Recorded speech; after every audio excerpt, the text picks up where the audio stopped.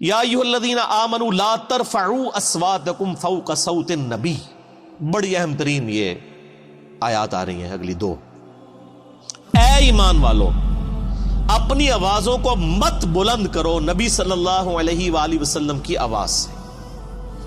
وَلَا تَجْهَرُوا لَهُ بِالْقَوْلِ كَجَهْرِ بَعْضِكُمْ لِبَعْضٍ، اور آپ صلی اللہ علیہ وآلہ وسلم کے ساتھ اس طریقے سے اونچی آواز میں گفتگو مت کرو جس طرح تم آپس میں ایک دوسرے کے ساتھ کرتے ہو. آپ صلی اللہ علیہ وآلہ وسلم کا ایک پروٹوکول ہے، ان تحبط اعمالکم وانتم لا تشعرون، کہیں ایسا نہ ہو کہ تمہارے اعمال برباد کر دیے جائیں اور تمہیں خبر بھی نہ ہو. نبی علیہ السلام کی موجودگی میں آواز بلند کرنا یہ اتنا بڑا جرم اور گناہ ہے کہ اعمال بھی اکارت ہو جائیں گے اور تمہیں یہ پتہ بھی نہیں چلے گا کہ تمہارا بیڑا غرق ہو چکا ہے. اور یہ آیت آپ کو پتہ ہے کن لوگوں کے بارے میں نازل ہوئی ہیں جو اس امت کے سب سے بہترین لوگ ہیں؟ حضرت ابو بکر اور حضرت عمر رضی اللہ تعالی عنہما. یہ ان کو اللہ تعالی نے دھمکی لگائی تھی. تو سر ہم اور آپ کس کھیت کی مولی ہیں سر؟ اس کے کانٹیکسٹ میں صحیح بخاری میں امام بخاری ایک حدیث لے کے آئے ہیں. اسی چیپٹر کی انہوں نے ہیڈنگ بنائی ہے، کتاب التفسیر چیپٹر میں صحیح بخاری میں، اور ایک حدیث لے کے آئے ہیں. اور حدیث کے الفاظ ہی بہت رقت انگیز ہے. عبداللہ ابن ابی ملیکہ تابعی کہتے ہیں قریب تھا کہ اس مخلوق کے دو بہترین افراد تباہ و برباد ہو جاتے، یعنی ابو بکر اور عمر. وہ تباہی کے دہانے پر پہنچ گئے تھے جب انہوں نے رسول اللہ کے حضور آپس میں گفتگو کرتے ہوئے اپنی آوازوں کو بلند کیا. رسول اللہ کے ساتھ بدتمیزی نہیں کی سر، پوائنٹ ٹو بی نوٹڈ. آپس میں گفتگو کر رہے تھے نبی علیہ السلام کی موجودگی میں. اور پھر امام بخاری نے نقل کیا کہ بنو تمیم کا ایک وفد آیا تھا. تو نبی علیہ السلام کی عادت تھی جب بھی کوئی قبیلہ اسلام قبول کرتا تھا نا تو اس قبیلے کا کوئی نہ کوئی امیر مقرر کر دیتے تھے تاکہ بعد میں کمیونیکیشن صرف امیر کے ساتھ، قبیلے کے سردار کے ساتھ ہو. تو حضرت عمر کا مشورہ تھا کہ ایک شخص تھا اقرا، اس کو امیر مقرر کیا. تو حضرت ابو بکر نے کہا کہ نہیں، یہ شخص اتنا مناسب نہیں ہے.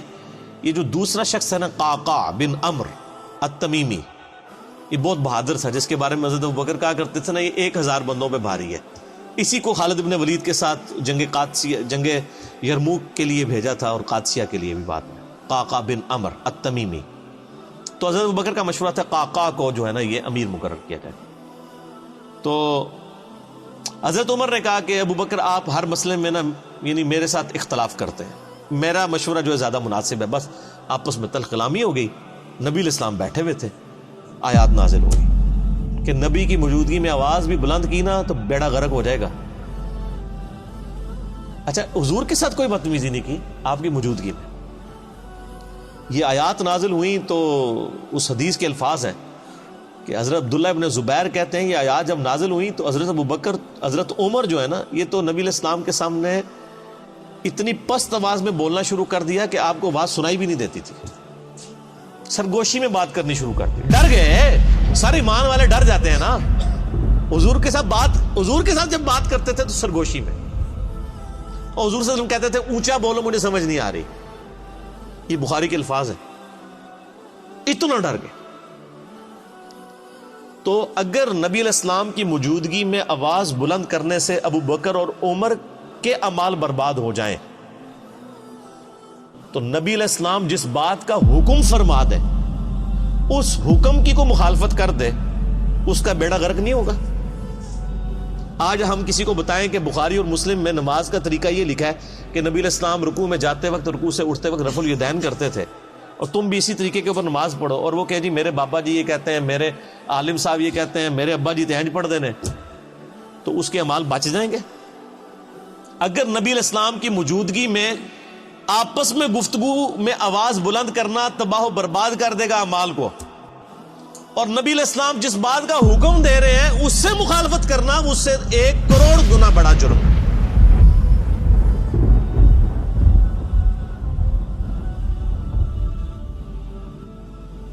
ایک چیز آپ نے حکم فرما دی، اس سے مخالفت کرنا دین میں یعنی جتنی بھی چیزیں وہ اس سے بڑا جرم ہے. اس کے اندر امپلائڈ ہے یہ چیز. یہ نہ سمجھے کہ یہ حضرت ابوبکر عمر کے لیے اور آج جناب ہماری تو خیر ہے جو مرضی کرتے رہے, ہم نے کون سا حضور کے پاس جا کے بیٹھنا ہے کہ ہماری آواز بلند ہوگی.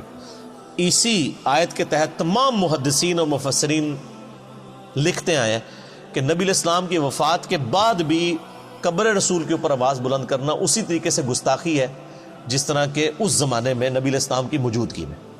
حتیٰ کہ صحیح بخاری میں موجود ہے, حضرت عمر ایک دفعہ رضی اللہ تعالیٰ عنہ مسجد نبوی میں, یعنی آپ نے دو بندوں کی گفتگو اونچی آواز سے سنی, آپ نے بلایا کدھر کے رہنے والے ہو؟ کہنے لگے ہم طائف سے ہیں.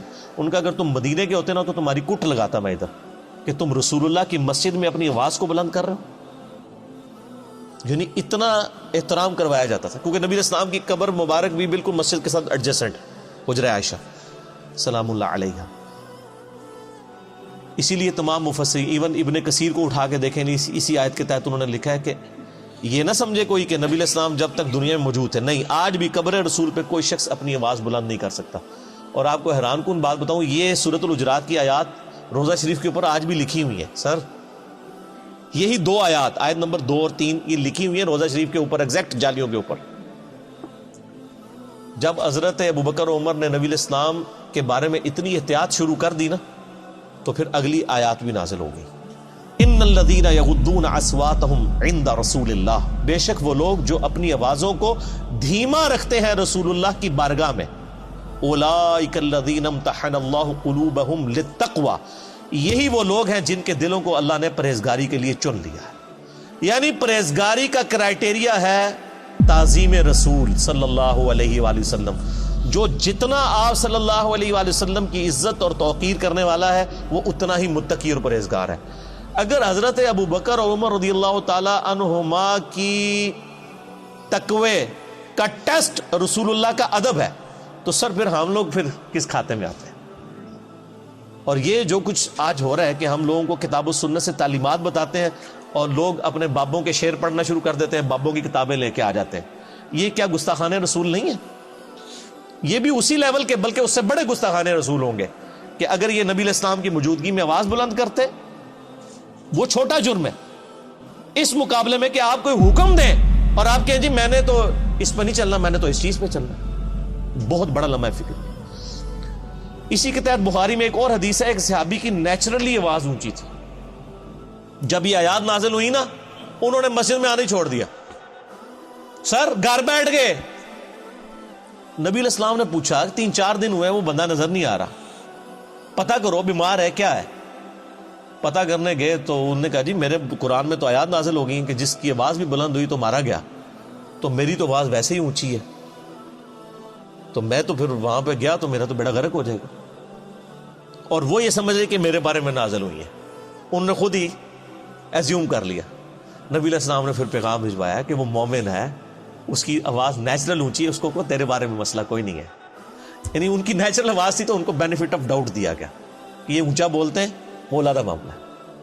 یہ ان لوگوں کے بارے میں یعنی کہ آپ اسلام کی موجودگی میں جو جان بوجھ کے کوئی جھگڑا کر کے آواز بلند کریں, اس طرح کی صورت ہے. ویسے اگر کوئی بولنے میں ویسے جس کی آواز بلند ہے تو اس کو بینیفٹ آف ڈاؤٹ دیا گیا, یعنی یہی دین فطرت ہے نا. تو بہر صحابہ کرام کو آپ دیکھ لیں, اللہ فرماتا ہے ان کے دلوں کو ہم نے تقوی کے لیے چن لیا ہے. جو رسول اللہ کے حضور اپنی آوازوں کو پست کرتے ہیں, لہم مغفرۃ و اجر عظیم, ان کے لیے مغفرت بھی ہے اور بہت بڑا اجر ہے. جو نبی علیہ السلام کا ادب کرنے والے لوگ ہیں, آپ علیہ السلام کی بارگاہ میں مؤدب بن کے بیٹھتے ہیں. رسول اللہ علیہ وسلم کا ادب آج بھی اسی طریقے سے. قبر رسول کے سامنے یہ آیات اوپر لکھی ہوئی ہے روضہ شریف کے اوپر, اور وہاں پر بھی یعنی آپس میں تو گفتگو کرنی نہیں چاہیے کسی کو, اشاروں کے ساتھ گفتگو. اور آپ دیکھیں وہاں پہ جو لوگ یعنی انہوں نے لوگ کھڑے کیے ہوتے ہیں نا, یعنی وہاں پہ شرطے عرب حکومت کی طرف سے, تو وہ باقاعدہ یعنی لوگوں کو اشارے سے سمجھا رہے ہوتے ہیں, وہ اپنی آواز نہیں وہاں پہ نکالتے. ٹھیک ہے. اور ہمارے ماشاءاللہ پاکستانی اسلام عرض کرنے کے لیے جاتے ہیں نا تو پھر جالیوں کے سامنے کھڑے ہی ہو جاتے ہیں. وہ یہ بھول جاتے ہیں کہ پیچھے ہزاروں لوگ ہیں جو باب السلام سے داخل ہو کے باب البقیع سے انہوں نے باہر نکلنا ہے. یعنی ایک طرف سے لوگ داخل ہوتے ہیں اور پھر روضہ شریف پہ حاضری دے کے دوسرے دروازے سے باہر نکلنا ہے. اگر بیچ میں لوگ کھڑے ہو جائیں تو پچھلے والوں نے حاضری کیسے دینی ہے؟ تو چند لمحات کے لیے آپ کھڑے ہوں, صلاۃ و سلام عرض کریں, وہ 4 کتابوں میں صحیح سند کے ساتھ آیا ہے،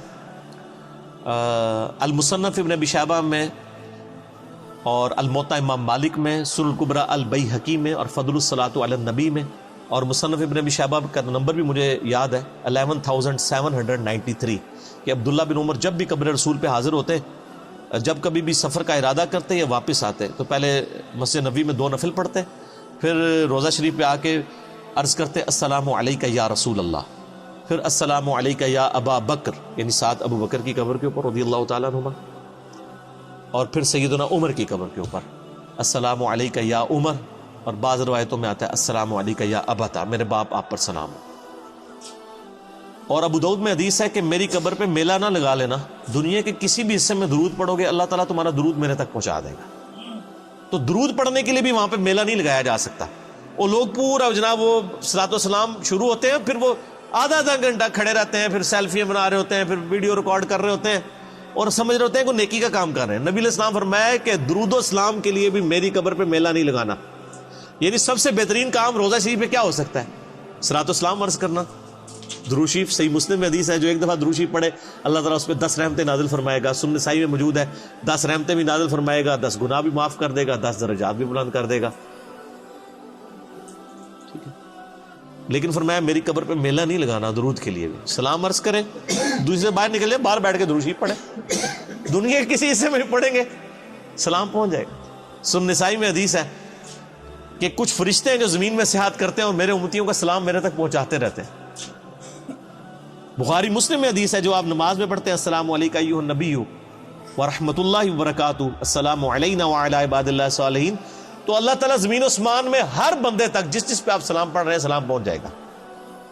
السلام علینا وعلی عباد اللہ الصالحین، عباد اللہ الصالحین میں تمام انبیاء، تمام فرشتے، تمام صحابہ اور صحیح العقیدہ جو اولیاء اللہ گزرے ہیں وہ سارے کے سارے شامل ہیں، اللہ تعالیٰ سلام پہنچا۔